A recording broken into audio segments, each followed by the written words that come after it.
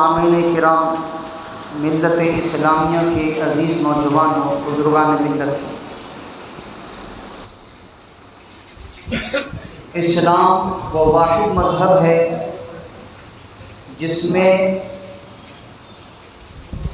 تعلیمات دی گئی ہے کہ کبھی بھی کسی کے بھی ساتھ بے انصافی نہ ہو۔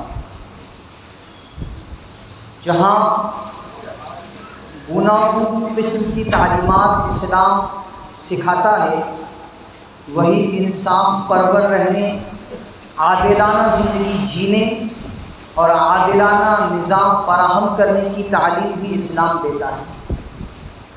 صاف ستھرا انصاف سے بھرا ماحول ہو، بے انصافی نہ ہو، کسی پر ظلم نہ ہو، کسی کا حق نہ مارا جاتا ہو، ایسا ماحول اسلام چاہتا ہے۔ چنانچہ سورۃ النساء آیت نمبر 58 میں اللہ تبارک و تعالیٰ ارشاد فرما رہے ہیں، یا ایھا الذین آمنوا اطیعوا اللہ واطیعوا الرسول۔ اس کے پہلی آیت، ان اللہ یأمرکم ان تؤدوا الامانات الی اہلھا واذا حکمتم بین الناس ان تحکموا بالعدل ان اللہ نعم ما یعظکم بہ ان اللہ کان سمیعا بصیرا۔ مسلمانوں، یقیناً اللہ تمہیں حکم دیتا ہے کہ تم امانتیں ان کے حقداروں تک پہنچاؤ، اور جب لوگوں کے درمیان فیصلہ کرو تو انصاف کے ساتھ فیصلہ کرو۔ یقین جانو اللہ تم کو جس بات کی نصیحت کرتا ہے وہ بہت اچھی ہوتی ہے، بے شک اللہ ہر بات کو سنتا اور ہر چیز کو دیکھتا ہے۔ ایک اور جگہ اللہ تبارک و تعالیٰ ارشاد فرما رہے ہیں، یا ایھا الذین آمنوا کونوا قوامین للہ شہداء بالقسط ولا یجرمنکم شنآن قوم علی الا تعدلوا اعدلوا هو اقرب للتقوی واتقوا اللہ ان اللہ خبیر بما تعملون۔ اے ایمان والو، ایسے بن جاؤ کہ اللہ کے احکام کی پابندی کے لیے ہر وقت تیار رہو، انصاف کی گواہی دینے والے ہو۔ کسی قوم کی دشمنی تمہیں اس بات پر آمادہ نہ کرے کہ تم ناانصافی کرو، انصاف سے کام لو، یہی طریقہ تقویٰ کے قریب ہے۔ اللہ سے ڈرتے رہو، اللہ یقیناً تمہارے تمام کاموں سے پوری طرح باخبر ہے۔ کسی بھی مذہب، کسی بھی طبقے کے ساتھ بے انصافی نہ ہو، عادلانہ نظام مساوات کے ساتھ، برابری کے ساتھ سب پر لاگو کیا جائے، یہ اسلامی تعلیمات ہیں۔ ایک اور جگہ اللہ تبارک و تعالیٰ ارشاد فرما رہے، وَإِذَا قُلْتُمْ فَعْدِلُوا وَلَوْ ذَا قُرْبَىٰ وَبِعَهْدِ اللَّهِ أَوْفُوا ذَٰلِكُمْ وَصَّاكُمْ بِهِ لَعَلَّكُمْ تَذَكَّرُونَ۔ اور جب کوئی بات کہو تو انصاف سے کام لو، چاہے معاملہ اپنے قریبی رشتہ داروں ہی کا ہو۔ اللہ کے عہد کو پورا کرو۔ لوگوں، یہ باتیں جن کی اللہ نے تاکید کی ہے تاکہ تم نصیحت قبول کرو۔ قریبی رشتہ دار ہیں، اعزاء اقارب ہیں، دوست احباب ہیں، ان کی بھی سائڈ لینے سے منع کیا گیا ہے، وہ ناحق ہیں اور آپ کو گواہی ان کے خلاف دینی ہے تو دے دو۔ اس کی پرواہ مت کرو کہ یہ رشتہ دار ہے، یہ میرا دوست ہے، یہ میرا جانکار ہے، یہ میری پارٹی کا ہے، اس کی پرواہ مت کرو۔ ایک اور جگہ اللہ تبارک و تعالیٰ ارشاد فرمائے، وَإِنْ حَكَمْتَ فَاحْكُم بَيْنَهُم بِالْقِسْطِ إِنَّ اللَّهَ يُحِبُّ الْمُقْسِطِينَ۔ اور اگر فیصلہ کرنا ہو تو انصاف سے فیصلہ کرو، یقیناً اللہ انصاف کرنے والوں سے محبت کرتا ہے۔ یہ آیتیں بتا رہی ہیں کہ اسلام میں انصاف کی کتنی وقعت ہے، کتنی اہمیت ہے، اور کتنی زیادہ مضبوطی کے ساتھ اس کی اہمیت کو بتلایا گیا ہے کہ ایک مسلمان کو، خصوصاً مسلمان، انصاف پرور رہنا ہے، انصاف کے ساتھ اسے اپنی زندگی گزارنی ہے۔ اور یہی وہ احکامات تھے جن احکامات کی لاج رکھ کر، ان کی عظمت کا پاس رکھ کر ہر دور میں مسلمانوں نے انصاف کے ساتھ زندگی گزاری ہے۔ چنانچہ شیخ علی الطنطاوی نے اپنی کتاب قصص من التاریخ میں قضیۃ سمرقند کے عنوان سے صفحہ نمبر 200 پر، فتوح البلدان صفحہ نمبر 593 کے حوالے سے واقعہ سمرقند کو نقل کیا ہے۔ ایک ایسا واقعہ کہ آپ گوش گزار کریں گے، آپ اسے سنیں گے تو آپ کو اسلامی تاریخ کا سنہرا دور یاد آئے گا کہ ایسے بھی اسلام کے ماننے والے گزرے ہیں، کہ یہاں پر کسی بھید بھاؤ کی پرواہ کیے بغیر، اونچ نیچ جات پات کی پرواہ کیے بغیر، اپلا مانوس کوڑا گھاٹ کی پرواہ کیے بغیر کہ میرا آدمی ہے، اس کو بچاؤ، اس کی جانب جھکاؤ پیدا کرو، اس کی پرواہ کیے بغیر کیسے اسلامی تعلیمات پر عمل ہوا ہے، یہ آپ کو اندازہ ہوگا۔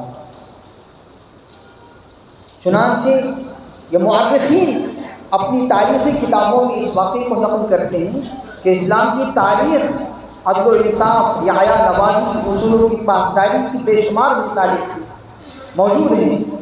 انہی تابناک واقعات میں سے ایک واقعہ جو سمرقند میں پیش آیا، جہاں خلیفہ وقت عمر بن عبدالعزیز علیہ الرحمہ نے انصاف کی بنیادوں پر اپنے ہی جرنیل کے خلاف فیصلہ سنایا اور ایسا عدالتی نظام قائم کیا کہ مفتون قوم کے دل جیت لیے گئے۔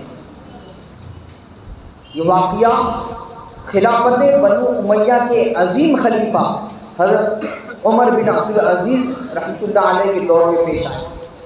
مشہور اسلامی سپہ سالار قتیبہ بن مسلم نے سمرقند، جو آج کا موجودہ ازبکستان ہے، اس کو فتح کیا۔ سمرقند جو اب آج جو ہمارے نقشے میں ہے اس کو ارغستان کہتے ہیں، اس کو فتح کیا۔ فتح کرنے کے بعد وہاں کا ایک پادری، اسے اسلامی اصولوں پر اعتراض ہوا، اس نے اپنا ایک بندہ بھیجا۔ حضرت عمر بن عبدالعزیز علیہ الرحمہ کو یہ بات معلوم پڑی، آپ نے سمرقند میں قاضی کے تقرر کی بات کہی کہ قاضی کو مقرر کیا جائے۔ قاضی کا تقرر ہوا، اب قاضی نے قتیبہ بن مسلم کو بلایا اور اس پادری کو بھی بلایا جس کی شکایت تھی۔ اسلامی اصول ہے کہ جہاں کہیں جنگ کرنی ہوتی ہے، کسی ملک میں اگر جنگ کرنی ہے تو 3 امور پیش نظر رکھے جاتے ہیں، 3 امور کا خیال رکھا جاتا ہے۔ سب سے پہلی چیز، جس ملک میں جنگ کا آپ ارادہ کر رہے ہیں وہاں اسلام کی دعوت پہنچائیے، ان کو بتلائیے کہ اسلام برحق مذہب ہے، اس کو قبول کیجیے۔ اگر وہ قبول نہ کرے تو ان کے سامنے جزیے کی پیشکش کیجیے، اگر تم قبول نہیں کرو گے تمہیں جزیہ دے کر رہنا پڑے گا۔ اس کے لیے بھی اگر وہ تیار نہ ہو تو ان کو ایک تاریخ بتلائی جائے، ایک تاریخ ڈکلیئر کی جائے کہ اس تاریخ میں ہم تم پر حملہ کرنے والے ہیں۔ لیکن سمرقند میں ان ضوابط کو ملحوظ نہیں رکھا گیا۔ اب جب ملحوظ نہیں رکھا گیا تو اس قاضی نے حضرت قتیبہ بن مسلم کو بلا کر ان 3 باتوں کی بابت دریافت کیا، کیا تم نے ایسے ایسے کیا، اسلامی جو اصول ہے اس پر عمل کیا؟ قتیبہ بن مسلم کہنے لگے کہ نہیں، اس پر عمل تو ہوا نہیں۔ پھر ایک تاریخ ساز فیصلہ سرزمین سمرقند میں سنایا گیا۔ قاضی نے فیصلہ دیا، جبکہ یہ اصول کا پاس نہیں رکھا گیا ہے کہ حملہ آور ہونے سے پہلے اسلام کی دعوت دی جائے، جزیے کی پیشکش کی جائے اور آخری شکل کی تاریخ بتلا کر حملہ کیا جائے۔ جب یہ 3 چیزوں پر عمل نہیں کیا گیا تو اب سرزمین سمرقند سے مسلمانوں کو خالی ہو جانا چاہیے۔ مسلمان سمرقند کی زمین کو خالی کر دیں اور ان 3 اصول کے ساتھ سمرقند میں داخل ہو، اسلام کی دعوت دیں، نہ ماننے پر جزیے کی پیشکش کریں اور نہ ماننے پر تاریخ ڈکلیئر کی جائے اور اس پر پھر حملہ کیا جائے۔ جرنیل سپہ سالار قتیبہ بن مسلم نے جب یہ فیصلہ سنا تو تمام مسلمانوں میں اعلان کرا دیا کہ مسلمان ماں اپنے اہل و عیال، ماں اپنا ساز و سامان سمرقند کو خالی کر دیں۔ تاریخ نے وہ وقت دیکھا کہ مسلمان اپنے سپر پاور ہونے کے باوجود، طاقتور ترین ہونے کے باوجود سمرقند کو خالی کر دیں۔ سرزمین سمرقند کی رعایا نے، وہاں بسے لوگوں نے جب اس منظر کو دیکھا کہ ایک سپر پاور طاقتور خلافت کا، بادشاہت کا ایک جرنیل اپنی پوری طاقت کے باوجود اسلامی نقطۂ نظر کی خلاف ورزی کی پاداش میں سمرقند کو اپنی پوری فوج کے سمیت خالی کر رہا ہے، جب رعایا نے دیکھا تو ان کے دل موہ لیے گئے، وہ دل ہار بیٹھے اسلام پر، تعلیمات اسلام پر، اور پوری کی پوری رعایا سپہ سالار کے پاس پہنچی اور انہوں نے کہا کہ ہم پورا سمرقند اسلام قبول کرتے ہیں اور آپ کی ماتحتی میں رہنا چاہتے ہیں، آپ ہی گورنر رہیں گے اور آپ ہی دست نگری میں یہ سمرقند چلے گا۔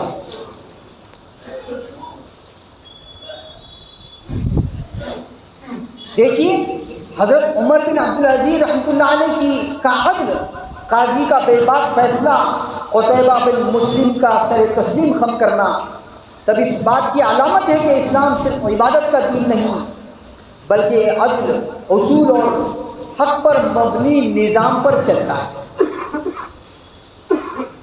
اب جب ہم اپنے معاشرے میں، اپنی سوسائٹی میں مظلوم ایسے مسلمان دیکھتے ہیں کہ جن کو غلط مقدمات میں پھنسا کر، الزامات لگا کر 19 سال تک جیل میں رکھا جاتا ہے بغیر کسی وجہ کے، 19 سال معمولی عرصہ نہیں ہے، 19 سال میں تو بچے جوان ہو جاتے ہیں، اور جو بیٹیاں ہیں، گھر کی بیٹیاں ہیں، وہ بیاہ کر چلی جاتی ہیں، وہ مائیں بن جاتی ہیں، اتنا بڑا عرصہ ہوتا ہے 19 سال۔ آج بھی اگر اس نظام اسلام کو لاگو کیا جائے اور انہیں کٹ گھرے میں کھڑا کیا جائے، جو دوشی ہیں، جو ان تمام چیزوں کے اپرادھی ہیں، انہیں کٹ گھرے میں کھڑا کیا جائے، انہیں مجرم بنایا جائے، ان کے خلاف کیسز لڑے جائیں کہ کیسے یہ کسی کی زندگیاں برباد کر سکتے ہیں، کیسے یہ 19 سال کسی کے اجاڑ سکتے ہیں۔ اسلام تو وہ خوبصورت مذہب ہے کہ جہاں پر جرنیل کی باسپرس کی گئی، اسے کٹ گھرے میں کھڑا کیا گیا کہ جب اسلامی پاسداری کو تم نے عمل میں نہیں لایا تو تم کو کوئی حق نہیں بنتا اس ملک میں رہنے کا اور یہاں کی باغ ڈور سنبھالنے کا۔ اسی نظام کو پھر سے دہرانے کی ضرورت ہے،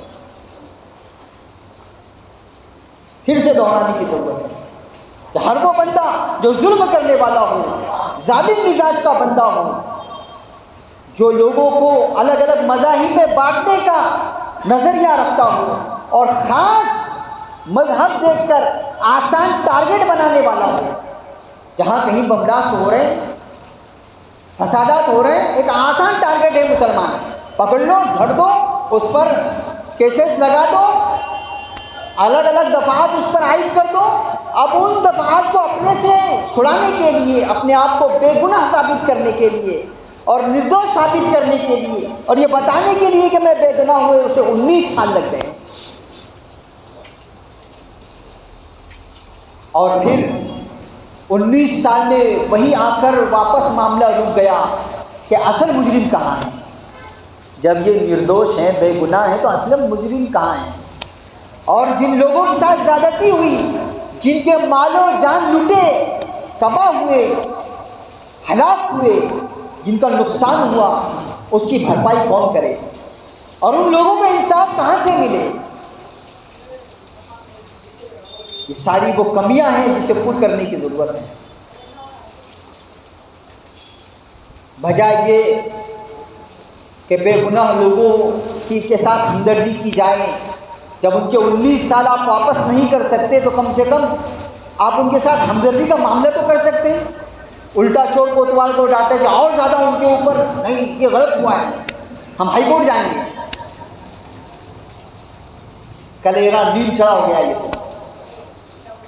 یہ سارے نظام کو بدلنے کی ضرورت ہے، اور اسلام وہ خوبصورت مذہب ہے، وہ اعلیٰ ترین اخلاق والا مذہب ہے کہ جہاں پنش کیا جاتا ہے ہر اس بندے کو جو کھاتی ہے، جو مجرم ہے، جس نے کوئی گناہ کیا ہے پکڑا جاتا ہے. اس کو نہ اس کا عہدہ دیکھا جاتا، نہ اس کا منصب دیکھا جاتا، نہ اس کا رتبہ دیکھا جاتا، نہ اس کی پارٹی دیکھی جاتی.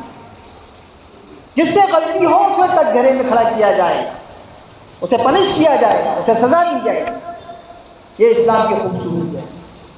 تو آج بھی پھر سے ایک بار، جب سر میں ہوائے طاعت تھی، سر سبز شجر امید کا تھا، جب سرسر عشیاں چلنے لگی، اس پیڑ نے پھلنا چھوڑ دیا. اللہ کی راہ اب بھی ہے کھلی، آثار و نشاں سب قائم ہیں. اللہ کے بندوں نے لیکن اس راہ پہ چلنا چھوڑ دیا. ضرورت ہے اس راہ کو واپس چلنے کی، انہیں اصولوں کو واپس لانے کی، کہ کہیں کسی کے ساتھ ظلم نہ ہو، زیادتی نہ ہو، کسی کی زندگیوں کے ساتھ اور ان کی زندگی کے انمول سالوں کے ساتھ کھیلا نہ جائے، کھلواڑ نہ کیا جائے. آج بھی بہت سارے بے گناہ مسلمان جیلوں کی سلاخوں کے پیچھے ہیں، کوئی گناہ نہیں ہے، کوئی جرم نہیں ہے ان کا. اور پچھلی تاریخوں میں بھی ہوا ہے، 23 سال کے بعد بے گناہ چھوڑا گیا ہے، رہا کیا گیا ہے.